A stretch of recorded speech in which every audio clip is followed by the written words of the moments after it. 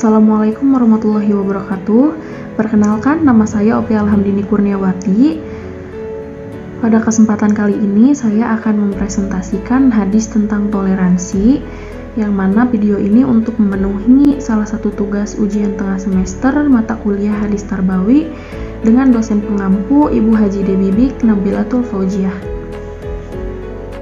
Sebelum ke materi hadis tentang toleransi, saya akan menjelaskan terlebih dahulu apa itu toleransi.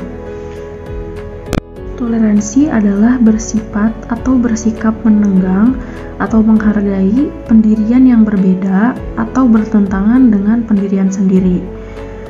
Sikap toleransi dalam beragama adalah menghargai keyakinan agama lain dengan tidak bersikap sinkretis, yaitu dengan menyamakan keyakinan agama lain dengan keyakinan Islam itu sendiri.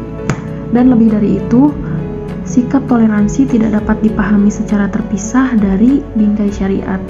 Sebab jika terjadi, maka akan menimbulkan kesalahpahaman makna yang berakibat tercampurnya antara yang hak dan yang batil.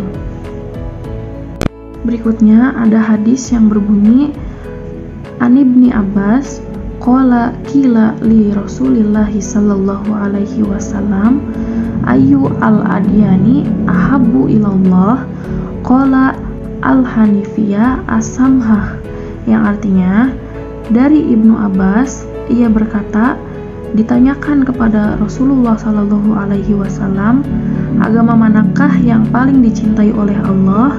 Maka beliau bersabda, Al-Hanifiyah As-Samhah, yang artinya yang lurus lagi toleran. Hadis riwayat Ahmad. Nah, kualitas hadis tersebut termasuk hadis yang mutasil marfu, atau bisa disebut juga hadis yang tidak terputus sanadnya hingga kepada Rasulullah Shallallahu Alaihi Wasallam. Karena setelah diteliti, para perawinya termasuk perawi yang sikoh atau yang kuat hafalannya. Islam adalah agama yang kita ketahui bersama sebagai agama yang dicintai dan diridhoi oleh Allah. Seperti dalam firman-Nya, agama yang diridhoi di sisi Allah hanyalah Islam. Quran Surat Ali Imran. Jadi, agama yang dimaksud dalam hadis tersebut tentu agama Islam, dan kita tidak boleh ragu akan kelurusan agama Islam. Baik, berikutnya saya akan membahas bagaimana sih toleransi dalam Islam. Konsep toleransi yang ditawarkan Islam sangat rasional dan praktis serta tidak berbelit-belit.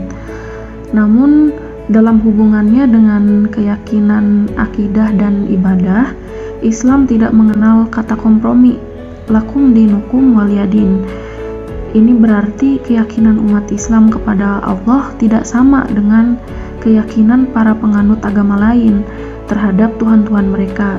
Demikian juga dengan tata cara ibadahnya. Bahkan Islam melarang penganutnya mencela Tuhan-Tuhan dalam agama manapun.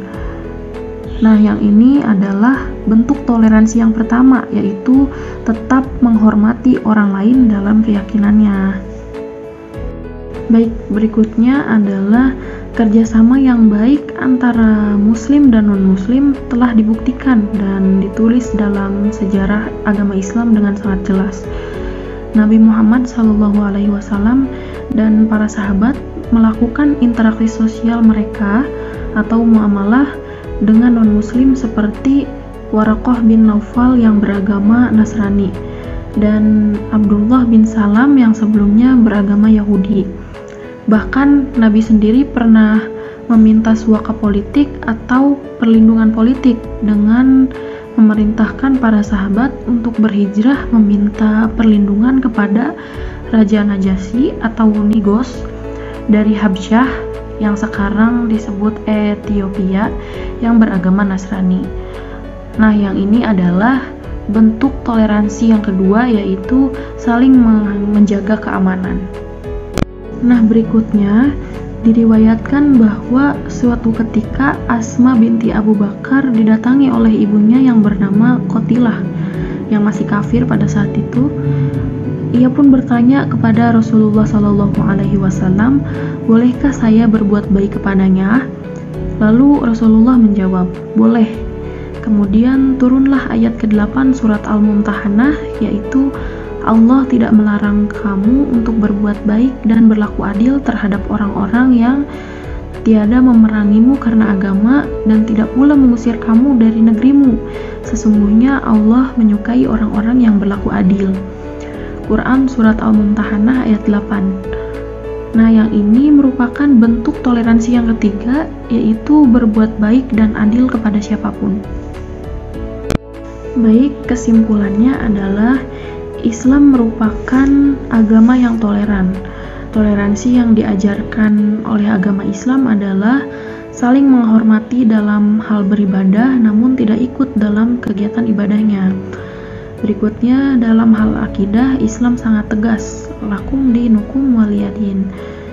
Lalu, tidak boleh mengganggu atau meneror umat non-muslim selama mereka juga tidak mengganggu umat Islam. Dan yang terakhir, Islam menyuruh berbuat baik dan adil kepada semua umat manusia tanpa terkecuali. Baik, sekian dari saya, kurang dan lebihnya mohon dimaafkan. Wassalamualaikum warahmatullahi wabarakatuh.